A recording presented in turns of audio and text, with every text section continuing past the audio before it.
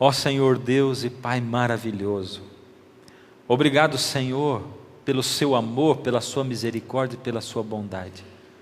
Algumas vezes, Senhor, não temos conseguido enxergar isso, somos cegos espiritualmente.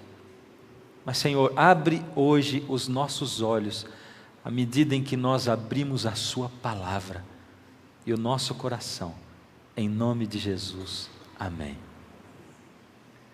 Você é bem-vindo ao segundo programa dessa série.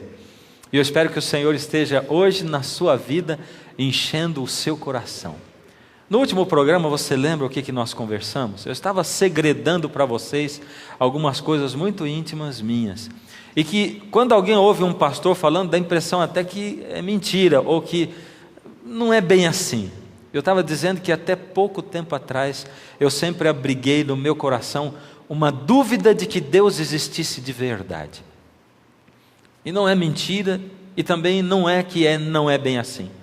É exatamente assim. Porque sabe, embora você nasça num lar cristão, embora você aprenda de Deus, quando você não vê um Deus que age na sua vida, e você lê de Deus, como Davi escreve no Salmo 44, Senhor, nós ouvimos falar a respeito dos teus feitos no passado, mas hoje, Senhor, é diferente, porque nós saímos para a guerra, o Senhor não está conosco. Onde é que o Senhor está? E no momento da história do Salmo 44, enquanto Davi fala com Deus, ele diz assim e clama, acorda, Senhor, como se Deus estivesse dormindo. No passado nós ouvimos falar, e não é às vezes o que a gente sente quando a gente lê a Bíblia. Eu vou dizer para você, é exatamente o que eu sentia quando eu li a Bíblia.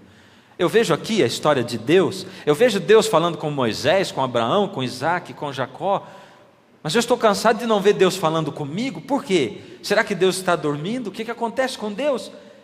E algumas vezes eu clamei a Deus dizendo, acorda, Senhor. E outras vezes eu olhei para o céu e perguntei dentro do meu coração, será que Deus existe de verdade? E se tudo isso aqui for balela, for invenção? E sabe que eu não sou pastor por causa do meu salário, não sou pastor por causa da minha posição, eu também não sou membro de igreja por nada disso. E quando você é um crente sincero, quando você busca Deus de coração, porque você tem vontade de acreditar em Deus, aí a coisa fica mais difícil, porque aquilo vira uma angústia dentro da sua alma. Em alguns momentos da sua vida você olha para o céu e diz, Deus, quando o Senhor vai agir? E eu contei para vocês que eu encontrei um salmista que passava pela mesma angústia pela qual eu passei. E a gente leu aqui uns trechinhos do Salmo 73, quando Asaf, esse salmista maravilhoso, confessa uma coisa que ia dentro do fundo da minha alma e que provavelmente vá no fundo da sua alma também.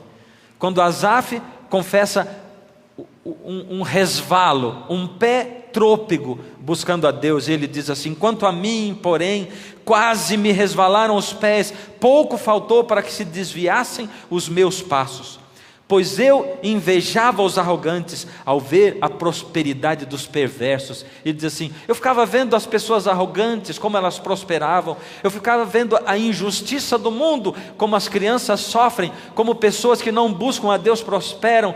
E os meus pés quase resvalaram e eu quase perdi a minha fé. E quando eu li esse salmo de Asaf, eu pensei, existe uma esperança para mim. Porque se até mesmo um homem que escreveu um salmo na Bíblia também tropeçava na sua fé, quem sabe Deus também me aceite. E aí lá na frente, no Salmo 73, no verso 17, eu li, até que entrei no santuário de Deus e contemplei a justiça de Deus com todas as pessoas do mundo.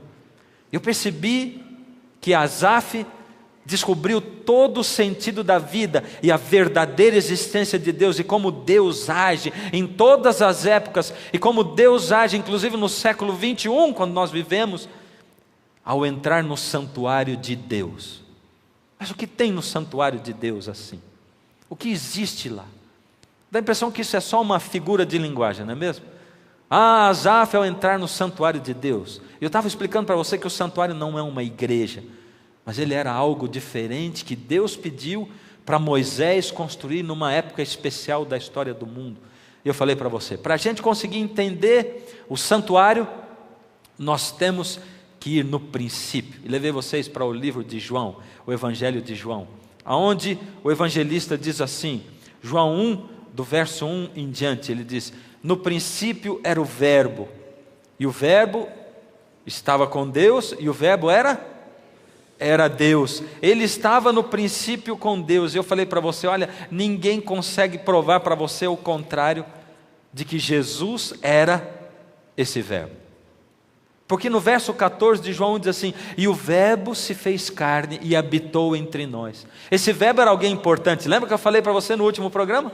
Lembra? Esse verbo era importante porque ele estava com Deus, ele também era Deus. Está falando do próprio Deus. Então Deus é mais de uma pessoa. Porque se ele estava com Deus e ele era Deus, quer dizer que tinha Deus e Deus e Deus. Aliás, a Bíblia declara isso facilmente quando a Bíblia diz assim, Deus é amor. Aquele que não ama, não conhece a Deus, porque Deus é amor. 1 João, capítulo 4, verso 8. Para Deus ser amor, Ele tem que ser mais de uma pessoa. Porque como eu vou manifestar o meu amor, se eu não tenho a quem manifestar? Só a declaração de que Deus é amor, já denota o fato de que Deus é mais de uma pessoa. Se Deus é amor, já desde o princípio, antes dele criar qualquer coisa, já existia mais de uma pessoa, o Pai, o Filho e o Espírito Santo. E Deus é amor, porque eles correspondiam entre si, e eles eram Deus em 3 pessoas. E mais para frente a gente vai estudar um pouquinho melhor isso, porque é um mistério maravilhoso da gente entender como 3 pessoas podem ser um só Deus. E alguns olham para nós cristãos e dizem assim, vocês são politeístas, vocês acreditam no Pai, no Filho e no Espírito Santo. Contudo, a Bíblia, escrita nas línguas em que foi escrita, deixa bem claro para nós, que Deus é um só, porém, em 3 pessoas. Vai entender isso com a nossa mente humana. E às vezes eu fico pensando assim, difícil mesmo entender, não é? Você acha que a nossa mente, em relação à mente de Deus, ela está na mesma proporção de distância entre, por exemplo, a mente de uma criança e a nossa mente de adulto? Tenta explicar para uma criança de 2 anos assim, filho, eu vou ensinar para você agora como funciona a raiz quadrada. Raiz quadrada é de 9. Quer aprender? Vou ensinar. 2 aninhos de idade. Vale a pena perder esse tempo assim, ensinando raiz quadrada para uma criança? Não vai. Por quê? A mente dela não vai conseguir entender ainda. Mas quando ela tiver já adolescentezinha ou juvenil, aí vai dar para ensinar, não vai? A minha mente está mais distante da mente de Deus ou de uma criança? O que você acha? Da de Deus ou da criança? Tem alguém aí por acaso? Tem? Você que está em casa, responde para mim. A sua mente está mais distante da mente de uma criança ou da de Deus? O que você acha? Sem dúvida, de Deus. Imagina um Deus tão maravilhoso e tão poderoso assim. E como eu quero entender todos os mistérios de Deus com essa mente limitada, finita que eu tenho? Se às vezes eu não consigo entender nem o que a minha esposa está tentando dizer para mim, e eu interpreto mal, e a gente começa a olhar meio estranho um para o outro, e daqui a pouco discutir relação. Aliás, eu odeio discutir relação, porque eu estou sempre certo quando eu discuto relação. Estou certo ou estou errado? Eu estou sempre certo até o momento que eu converso com ela. Porque quando eu começo a conversar com ela, ela me dá uma lista desse tamanho para me mostrar que eu estava fazendo um monte de coisa errada que eu não vi também. E por isso que é bom discutir relação. E a melhor discussão de relação, sabe como é que ela termina? Ela termina assim, não, desculpa, eu sou um bobo. Não sou eu que sou boba. Não, sou. E vocês terminam discutindo para ver quem é mais bobo do que o outro. Essa é a melhor discussão de relação. Deus tão maravilhoso como Ele é, um Deus de amor, de bondade, de infinita misericórdia, Ele desejou se relacionar com o ser humano. Desejou se relacionar. Por isso Deus criou o mundo, e nós vimos que Jesus é esse Deus. João diz, João 1,14, como eu tinha citado para você, 1,14, o Verbo se fez carne e habitou entre nós, cheio de glória e de verdade, e vimos a sua glória, a glória como a do unigênito do Pai. E João 3,16 nos revela quem é o unigênito do Pai, porque Deus amou o mundo de tal maneira que deu o seu Filho unigênito. Quem é o Filho unigênito de Deus? Jesus. Por isso Jesus é o Verbo, e o Verbo é Deus, é o Deus que criou através do poder da sua palavra. Por isso, quando a gente foi em Gênesis, a gente descobriu que Jesus foi o Deus do Gênesis, que disse, haja luz, e que criou tudo, que se debruçou para criar o ser humano, o homem, e dar para ele o fôlego de vida, para que o homem fosse feito alma vivente. Jesus foi o Deus que relacionou-se com o homem pessoalmente, e Jesus foi o Deus que chegou para Adão e disse assim, Adão, você não pode se desligar de mim, Adão, fique ligado a mim, porque você precisa de mim. E eu vou dizer para você, às vezes a gente olha para as coisas de Deus, não compreende e julga mal a Deus, como nós fazemos uns com os outros, como você faz com o seu marido, com a sua esposa. Você já percebeu que você tem que interpretar o que o seu marido fala? Você tem que interpretar o que sua esposa fala? E um dos grandes segredos da vida da gente é a gente descobrir que o que importa não é o que o marido fala, ou o que a esposa fala. O que importa é o que ele quis dizer, ou o que ela quis dizer. Isso é o que é mais importante.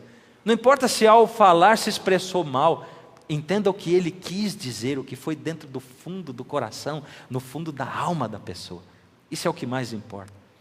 E o Senhor Deus, às vezes nós olhamos para ele e dizemos assim, pensamos, Deus é injusto. Por que Jesus disse para Adão e Eva, no dia em que vocês comerem dessa árvore do conhecimento do bem e do mal, vocês vão morrer? Era um castigo que Deus estava dando? Não! Era a lei de Deus. Por que lei de Deus? É porque era a lei natural. Existe uma lei que se chama a lei da gravidade. E a lei da gravidade diz que se eu pegar essa caneta e soltar, o que vai acontecer com ela?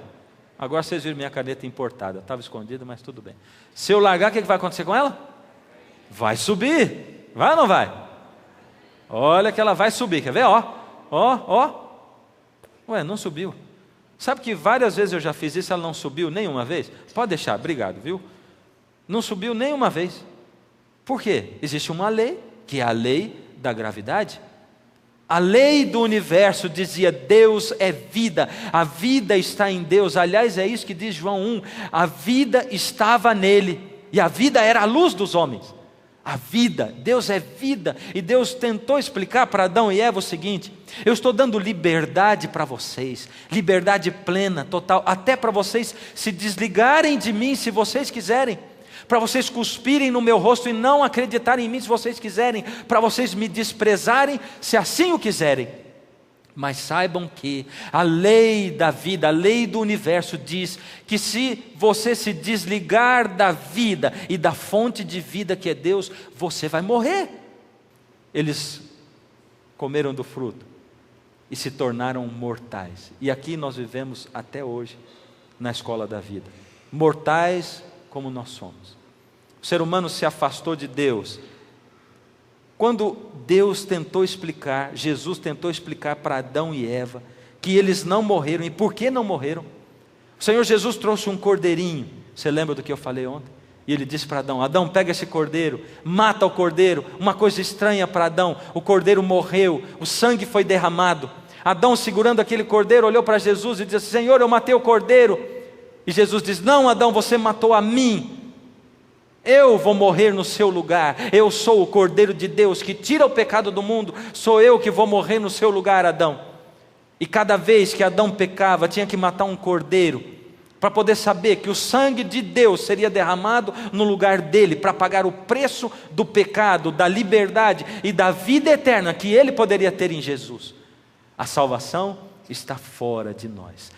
Adão segurava pela primeira vez o cordeiro morto, e o cordeiro morto era o evangelho, o primeiro evangelho da Bíblia, porque evangelho é boas novas de salvação, e o cordeiro morrendo no lugar do ser humano, para ele entender que um dia Deus viria, se transformaria num homem, isso milênios antes de Jesus nascer nesse mundo. Aquilo era o evangelho vivo.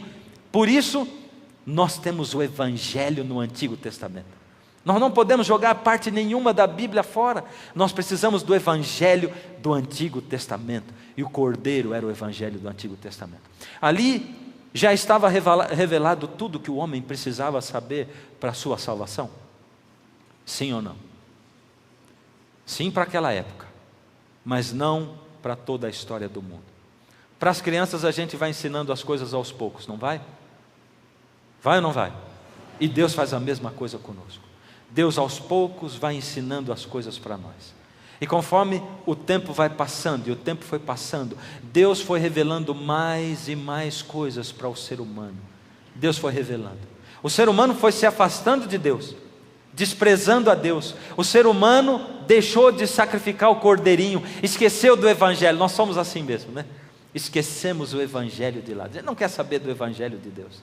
A gente quer viver essa vida, o aqui e o agora, a não ser quando dá problema. Quando a nossa vida tem problema, quando a gente fica doente, aí a gente começa a pensar em Deus. E nós somos seres humanos ingratos, filhos ingratos, interesseiros. Nós somos uma geração de gente egoísta, que vai à igreja interessada em receber bênção, receber emprego, receber cura. Não é isso que as pessoas vão à igreja fazer? Eu vou lá naquela igreja, sabe porque eu ouvi falar que lá faz milagre, e eu preciso de milagre. Não é isso que a gente faz? Mas Jesus, o nosso mestre, ensinou que mais bem-aventurada coisa é dar do que receber. E Jesus convida você a vir à casa dele para dar e não para receber, para aprender a olhar para o próximo e amar ao próximo como você ama a você mesmo. Ele me chama todo dia para isso, para olhar quem está passando frio, quem está passando fome, para vir à igreja e olhar para as necessidades dos outros, e não esperar que as pessoas sorriam para mim, e que elas falem comigo, e não esperar que as pessoas me deem atenção, e não ficar assim melindroso, dizer, eu queria ir naquela igreja, mas lá as pessoas não tratam a gente tão bem.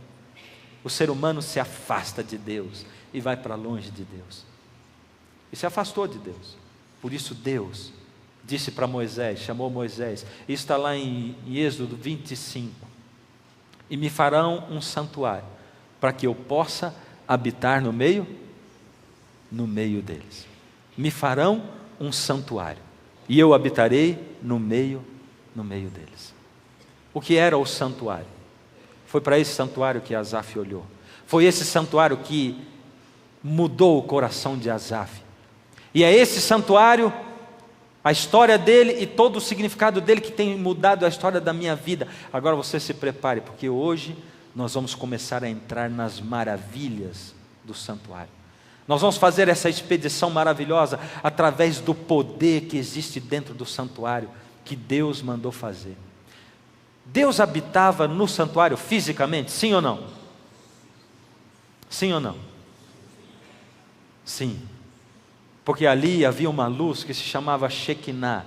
O santuário tinha o pátio e 2 compartimentos, o Santo e o Santíssimo. E lá no Santíssimo havia uma luz que não era acesa por fogo nenhum. Não tinha combustível, não tinha óleo, não tinha tocha, nada. Era uma luz espontânea, era a luz da presença física de Deus.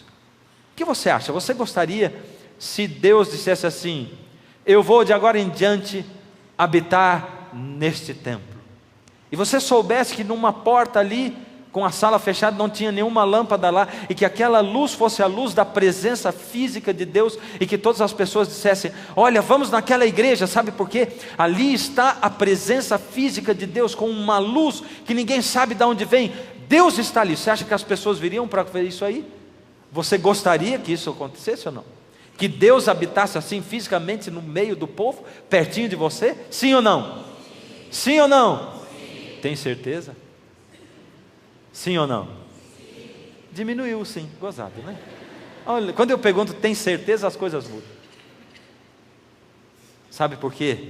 A presença de Deus muitas vezes atrapalha na vida da gente. Ah, como atrapalha. Com Deus muito perto, a gente não podia se comportar como queria, né? Aquele povo tinha um monte de regras. Havia regras para ir à presença de Deus.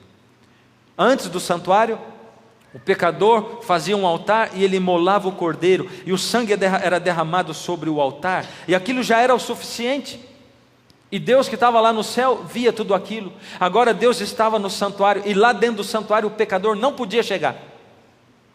Tinha regras até para a menstruação das mulheres. Havia um monte de regras. A santidade dos outros incomoda a gente.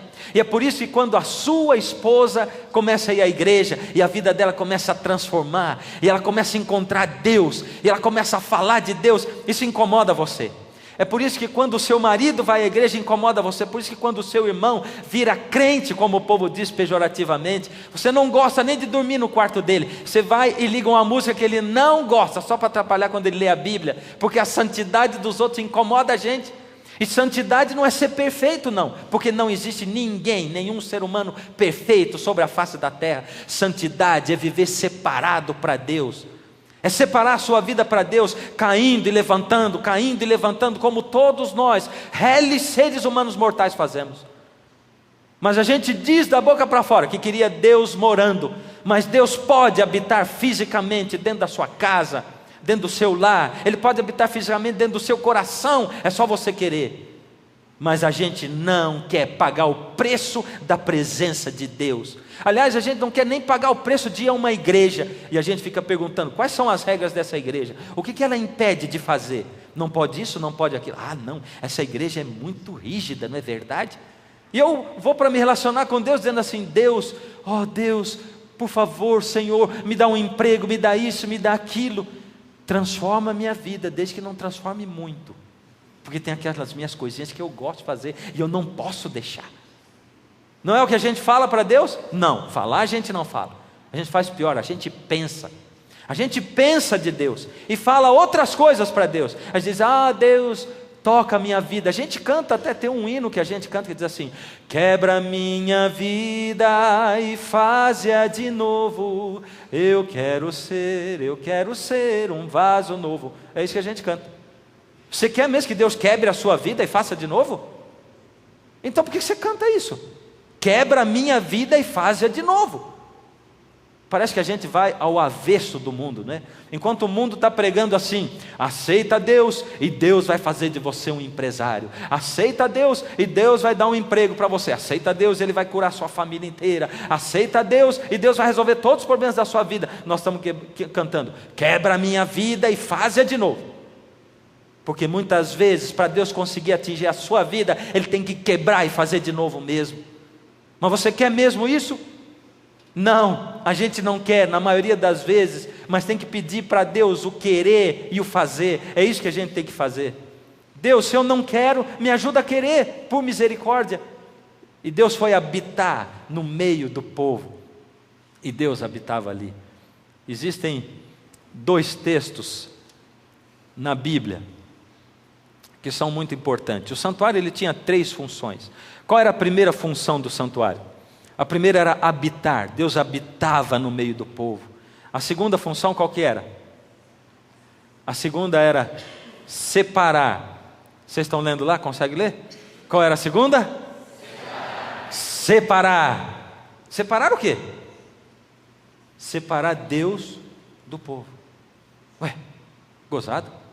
Deus teve tanta saudade do povo, Deus correu atrás do povo, e Deus disse para Moisés, Moisés, esse povo, esse ser humano, o meu povo, o povo que me segue, que tem o meu nome, e que se fôssemos nós, naquela época seríamos os cristãos, naquela época era o povo de Israel, mas se fôssemos nós, seríamos os cristãos naquela época, e Deus está dizendo, os cristãos fugiram tanto de mim, foram para tão longe, que eu quero habitar no meio deles, eu não aguento mais de saudade. Por isso Ele mandou construir o santuário, para Ele poder habitar no meio do povo. Mas o santuário não servia só para Ele habitar, servia para separar Deus do povo. Por que separar? É porque a glória de Deus é tão intensa, tão maravilhosa, a perfeição de Deus tão intensa, que se um pecador miserável comparecesse à presença de Deus, seria fulminado pela presença de Deus. Por isso tinha que ter uma tenda, um santuário, para separar a glória da presença de Deus do povo. E algumas pessoas chamam a igreja de santuário. Cuidado, porque a igreja não é um santuário, ela não é construída nos moldes do santuário. A igreja é a casa de Deus, O objetivo dessa igreja é você vir para dentro da igreja para se encontrar com Deus. O objetivo do santuário era manter o pecador do lado de fora do santuário, para que Deus pudesse estar habitando dentro do santuário, no meio do povo. Era isso. Por isso eu não gosto muito quando alguém diz assim: olha, não converse quando terminar o culto, porque você está dentro do santuário, você está dentro da igreja, e quando você sair, converse lá fora. E não entenda mal, eu não estou dizendo que você deve ser irreverente, conversar dentro da igreja, não, mas não diga assim, porque assim não está certo, porque você é o santuário de Deus, é o templo do Espírito Santo, é o que Paulo diz lá em 1 aos Coríntios, no capítulo 9, você é o templo de Deus, você é o santuário de Deus, é isso que ele fala. Por isso, quando você sair para conversar lá fora, você vai ter levado o templo de Deus para fora, e o que vai sobrar aqui são 4 paredes só, e bancos. O templo já foi para o lado de fora, porque você é o templo. E isso é interessante, porque você diz assim: uau, que legal, verdade. A gente não precisa ter tanta coisa assim dentro da igreja. É verdade, as crianças são mais importantes que os bancos, são mesmo. Você é mais importante do que o ambiente. Só que tem uma outra coisa: se você é o santuário de Deus, para onde você vai, você leva Deus dentro de você. E Ele está vendo você o tempo todo, Ele está acompanhando a sua vida o tempo todo, Ele está vendo os seus pensamentos o tempo todo. Isso incomoda você? Incomoda quando a gente começa a pensar em Deus como se Ele tivesse um binóculo, né? Deus me vigiando. Não, é Deus protegendo você o tempo todo, aonde quer que você vá. E o santuário tinha uma outra finalidade também, além de separar e habitar, era ensinar. Porque a coisa que Deus mais sonha, que Deus mais deseja, é ensinar o plano da salvação para você e para mim. Ensinar para você e para mim como eu posso fazer para viver aqui uma vida melhor. Vida melhor, você quer uma vida melhor? Ninguém quer. Se você quisesse uma vida melhor, eu ia te ensinar como é que é. Vida melhor que Deus oferece, presta atenção no que eu vou falar. Para de pensar que vida melhor é uma vida sem problemas. Para de pensar que vida melhor é uma vida com emprego o tempo todo. Para de pensar em coisas materiais, físicas. Vida melhor com Deus é você ter um anestésico para os problemas desta vida e viver acima dos problemas. E esse anestésico vem de Deus. É o que Jesus diz assim: no mundo tereis aflições, mas tende bom ânimo, porque eu venci o mundo. Apegado com Deus, ele venceu o mundo. A gente lembra do Salmo 23, e um monte de caminhoneiros colocam isso aí no para-choque lá atrás. Salmo 23: o Senhor é o meu pastor. Eu nunca vi ninguém escrever assim: ainda que eu ande pelo vale da sombra da morte, não temerei mal nenhum, porque tu estás comigo. Mas os dois versos estão no mesmo salmo, Salmo 23.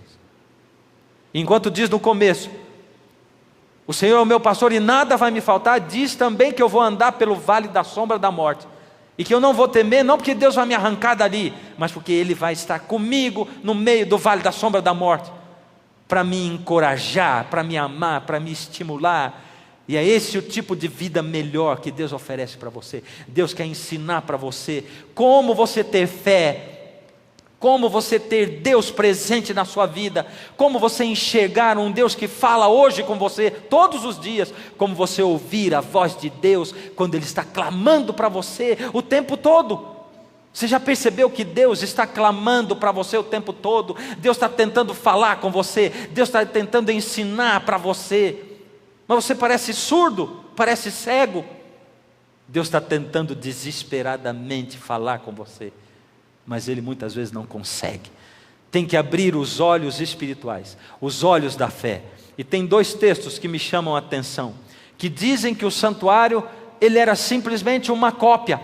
Deus diz que o santuário era uma cópia. Ele diz: levantarás o tabernáculo segundo o modelo que te foi mostrado no monte. O modelo que te foi mostrado no monte. Quer dizer, quando Deus deu para Moisés construir o santuário, tinha um modelo. Ele construiu olhando para um modelo. E o outro texto diz: ora, o essencial das coisas que temos dito é que nós possuímos tal sumo sacerdote, que se assentou à direita do trono da majestade dos céus, como ministro do santuário e do verdadeiro tabernáculo, que o Senhor erigiu e não o homem. O verdadeiro tabernáculo que o Senhor erigiu e não o homem. Ora, aquele tabernáculo de Israel, quem construiu? Foi o homem ou foi Deus? Foi o homem ou foi Deus? O homem. E esse tabernáculo, quem construiu? Deus. Quer dizer que são quantos tabernáculos?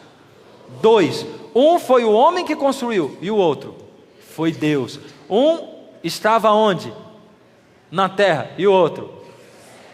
Tem certeza? Mas esse não é assunto de hoje. Depois nós vamos voltar nesse assunto. Guarda aí, porque aqui está o segredo das coisas de Deus. Esse tabernáculo é importante que você e eu estudemos, porque ele é importante para você e para mim que vivemos hoje no século 21.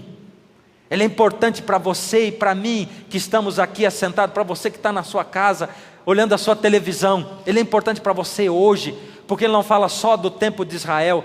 Por isso não fica aqui pensando, eu vou estudar esse negócio, é coisa do passado. Não é coisa do passado. Deus quer ensinar para você coisas atuais, que dizem respeito à sua vida hoje. E hoje nós vamos entrar no pátio de Israel. E ali no pátio tinha 2 móveis.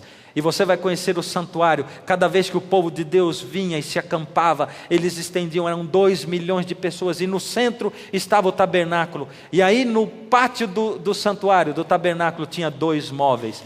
O primeiro móvel, aquele com fogo, é o altar do sacrifício. E o segundo móvel é a pia. E nós vamos aprender o que queria dizer o altar do sacrifício. Por que será que é tão difícil a gente perdoar? Já tentou perdoar alguém? No altar do sacrifício, quando alguém pecava, tinha que trazer o cordeirinho.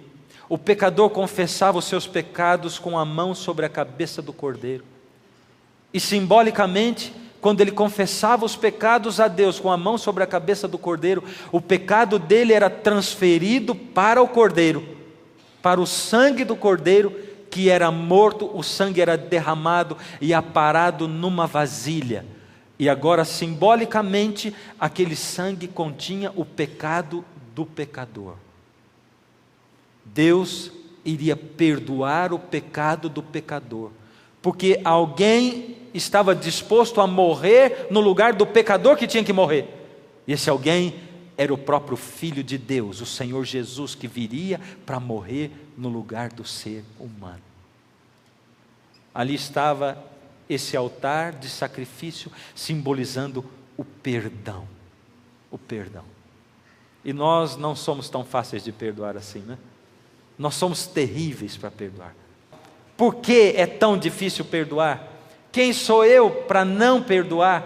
Quem sou eu para não utilizar a graça que eu recebo de Deus, porque Jesus me salva de graça? Por que eu não estendo essa graça para as outras pessoas?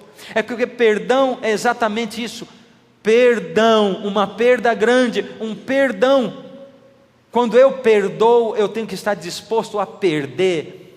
Eu fiquei triste, você me magoou, porque hoje eu levantei cheio de amor para dar. E eu pensei, olha, a nossa vida vai mudar, o nosso relacionamento. Até agora eu não fui tão carinhoso com a minha esposa, de hoje em diante eu vou ser. Mas sabe, quando eu cheguei para você e eu disse, olha, bom dia, olá querida. Você disse, eu, hein? Está vendo? Você não reclama sempre que eu não dou carinho? E ao invés de você dizer tudo isso, você diz assim, eu estou entendendo o que ela está dizendo. É porque eu sou um hipócrita mesmo. O tempo todo eu piso na bola. Agora quando eu resolvo dar uma hora, não é possível que ela me aceite mesmo. E eu posso pensar diferente, e eu vou atrás dela, espera um pouquinho, e eu digo assim, tenho pisado na bola com você, né? Por isso você está chateado. O que eu estou fazendo? Eu quero mudar a vida da gente daqui para frente. Você aceita? Me ajudar? Me ajuda, porque eu sou um cabeça dura.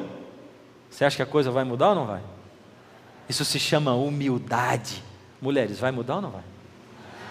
Elas estão dizendo que vai mudar, viu? Então sigam o conselho, porque elas estão dizendo que vai mudar.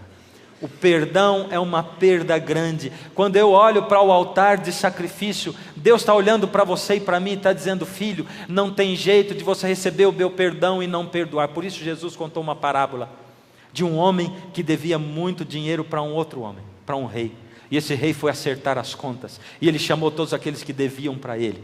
E esse rei disse assim: venham e acertem as contas comigo. E aquele homem disse assim: por misericórdia, eu não tenho dinheiro assim, eu não tenho como pagar, não use a minha família, não leve meus familiares como escravos. E aquele rei disse assim: tá bom, eu perdoo você, e deixou com que ele fosse embora.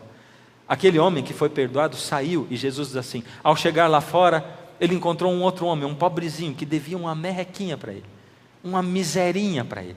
E aí quando ele chegou lá fora, o outro homem olhou para ele e disse: por favor, me perdoa a dívida, aquilo que eu devo a você. Ele disse: não perdoo não. Deus está dizendo para você: filho, por que você recebe uma graça tão grande como a graça de Jesus? Porque você é capaz de receber o perdão que vem do céu e não é capaz de perdoar a sua esposa, o seu filho? Por que você guarda mágoas assim daquelas pessoas a quem você mais ama? Porque você guarda mágoas de pessoas que vivem perto de você. Quando eu olho para o santuário bate na minha cara e diz assim: perdoa se você quer ser perdoado. E a oração do Pai Nosso, os discípulos perguntaram: Senhor, nos ensina a orar. E o Senhor Jesus diz: eu vou ensinar vocês a orarem, para vocês saberem que Deus está disposto a perdoar você de graça.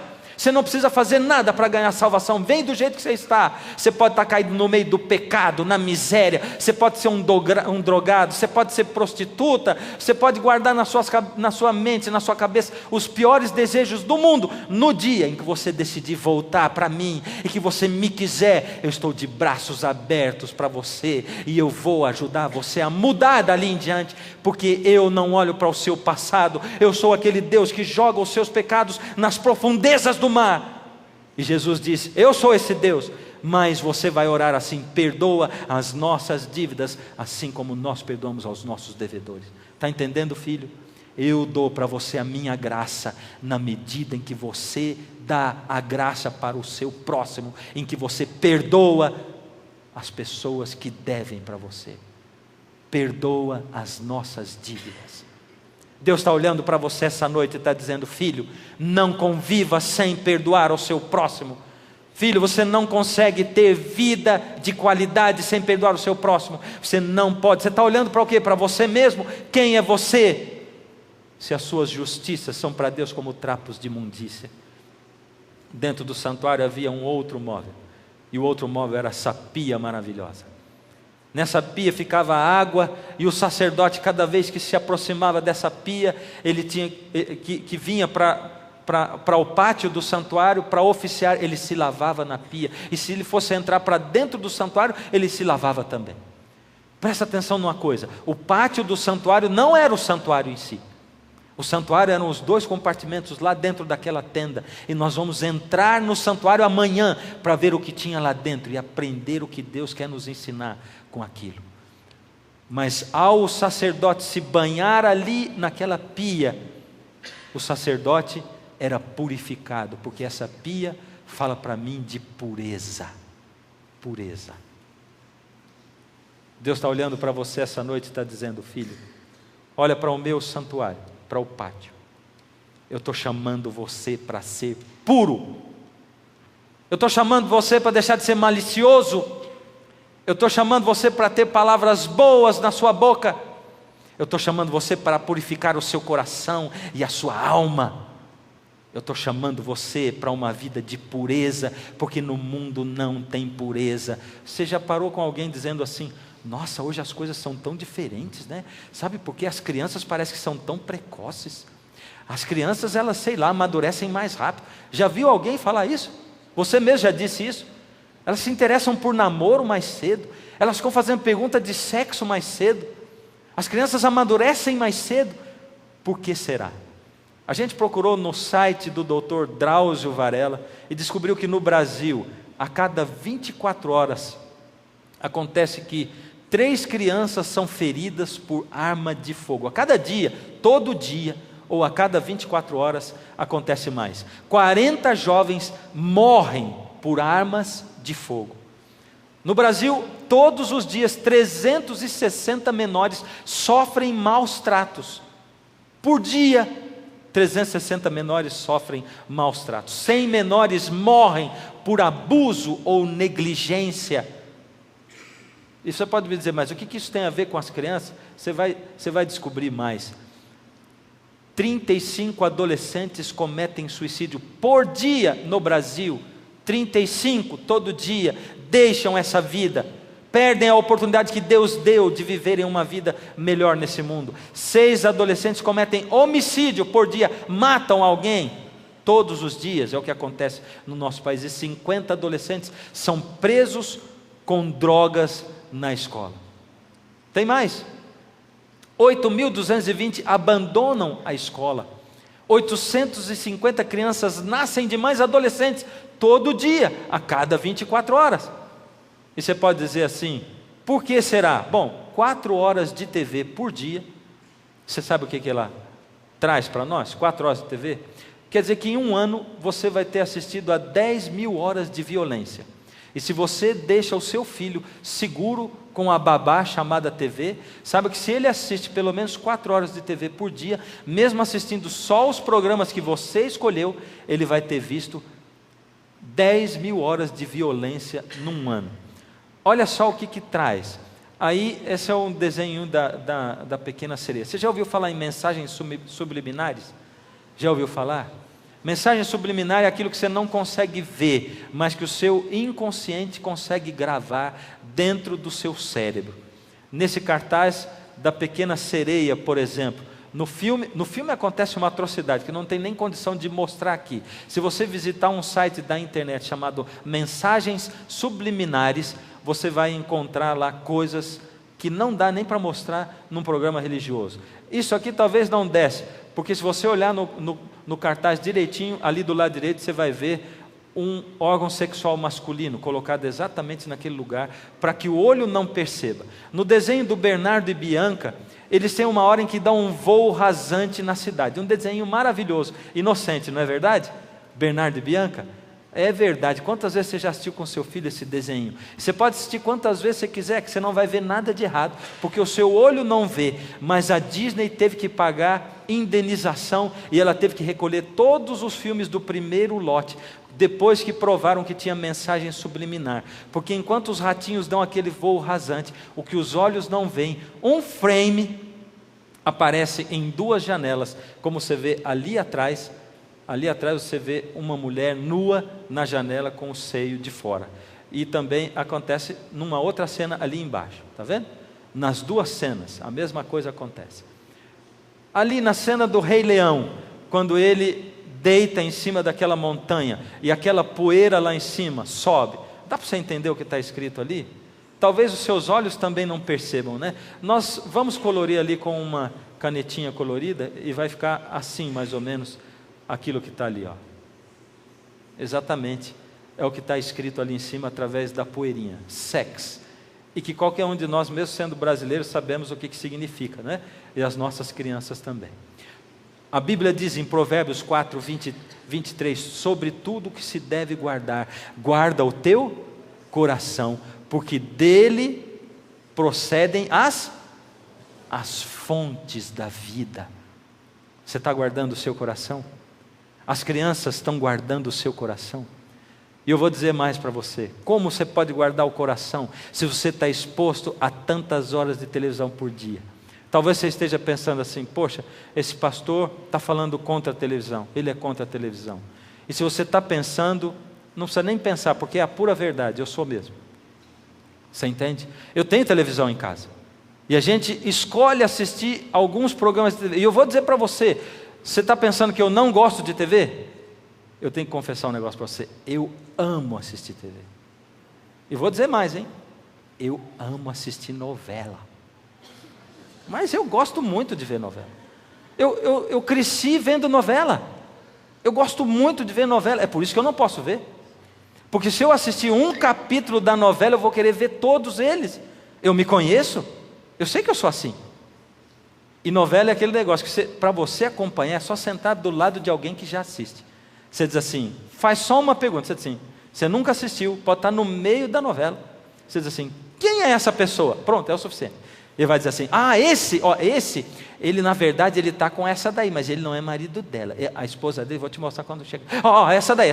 Essa é a esposa dele, mas ela também está apaixonada por aquele outro. Os dois estão traindo um ao outro. Sabe como é que é? Porque novela só tem coisa de traição. Acha para mim uma novela que não tem uma história de traição, não tem uma história de violência, não tem uma história de desgraça. Mostra para mim o que tem. E nós estamos aprendendo, estamos deixando, né? Por isso que eu não posso assistir, porque eu gosto muito de ver. E o problema não é não gostar, é a gente conseguir controlar e saber aquilo que eu vou ver. E nós somos capazes de mudar canais na TV. Tem gente que tem TV a cabo, 250 canais.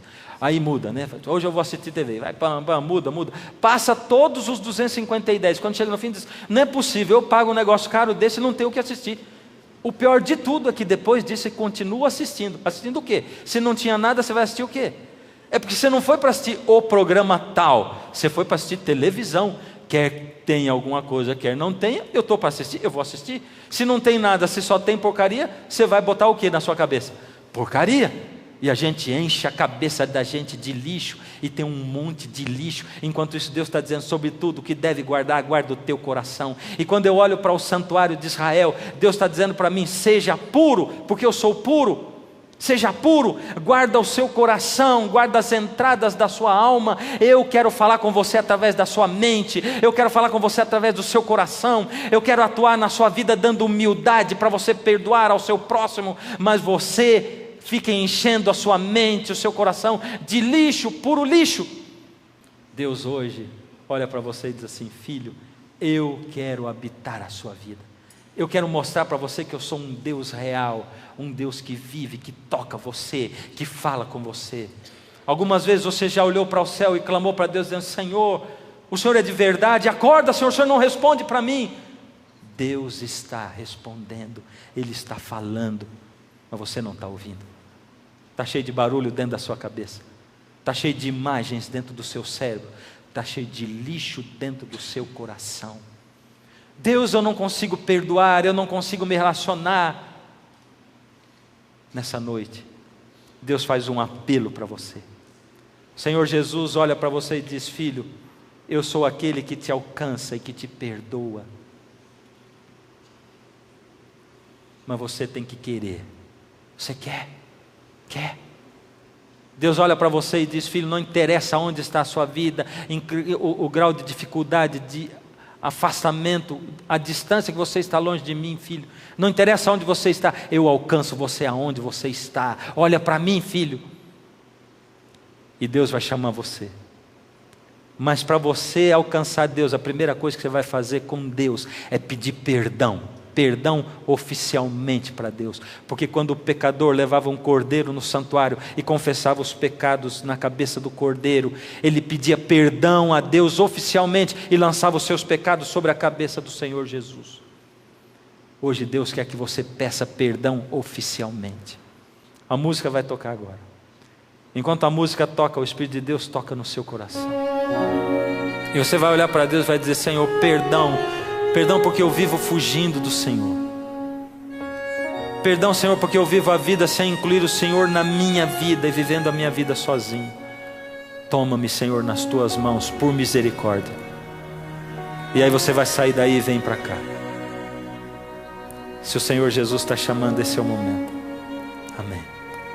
É para você que se afastou de Jesus e para você que vai voltar, que rompeu com Ele. Sozinho aqui estou num temporal, não tenho mais para onde ir. O vento já secou as lágrimas, tentei correr, então caí. Não sei como explicar, mas venho agora te pedir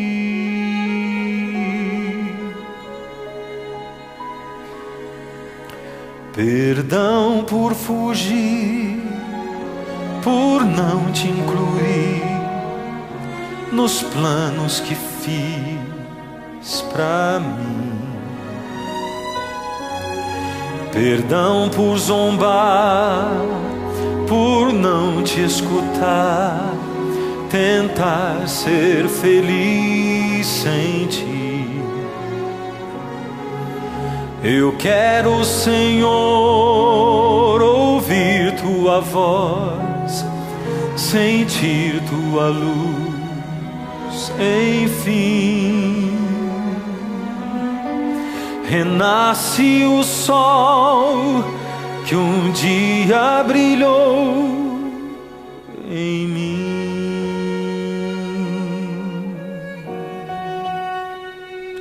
Se você está na sua casa e Jesus está chamando, levanta. Não precisa nem olhar para o lado, olha só para Jesus. E se você ainda não veio aqui, se Jesus está tocando a sua vida, sai daí da onde você está e deixa Ele trazer você para cá. Não fica aí. Mostra publicamente. As nuvens encobriram meu viver, sentia só escuridão. A paz me abandonou, meu céu desabou no mesmo instante em que eu fugi. E aqui, de onde estou, quero implorar o teu perdão.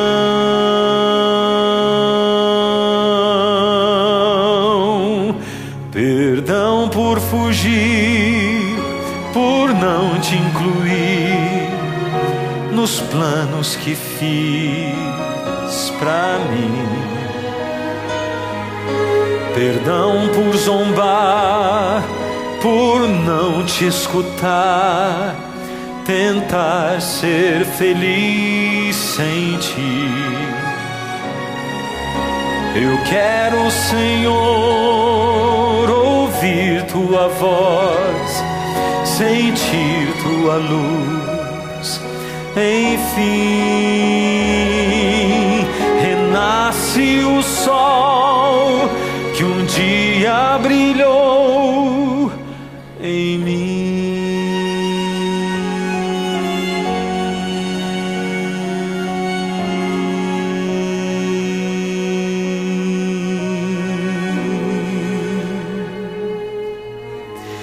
Renasce o sol que um dia brilhou em mim.